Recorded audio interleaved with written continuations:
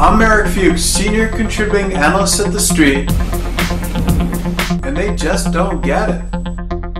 We're here today to ask a question. Would you put your name on the prospect that Apple is releasing a smart television soon? No? Never? Well, that's okay. Neither did the person who said it's coming. Hey, look, here's the deal. There was a high-profile article in a Chinese periodical which reported that Foxconn, Apple's famous, infamous manufacturer, is producing television sets, this so-called smart TV that merge television and internet and the cloud and everything else. Now, in a typical turn, the article only referenced inside sources with no names, so you know to tread carefully. But there was a twist here. The article also had no byline attached to it. That's right, no name of the reporter. It merely said staff reporter. Now, reports about new Apple products obviously abound. They're a dime a dozen and they're notoriously faulty. But the lack of a name behind the information means that you should take this new Apple TV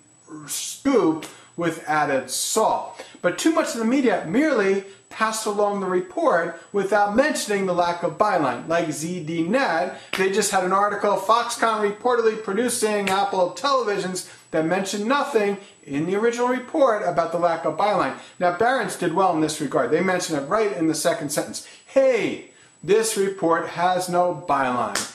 Therefore, it goes on to, sort of infer, caveat emptor, buyer beware. Hey, look, a lack of byline doesn't necessarily indicate that this report is categorically faulty, but you need to tread even more carefully because a journalist who doesn't have his name attached to his article is more likely to take undue risks, and here's what you need to know. Number one, Apple Smart TV is coming, or not. Number two, a report exists, but take it with an ice cream scooper of salt. Number three, no byline means less likely chance that the report is true. It helps to have a name attached to a claim. If you disagree with me, and you won't, feel free to email me at marek.fuchs@thestreet.com. And remember, they just don't get it.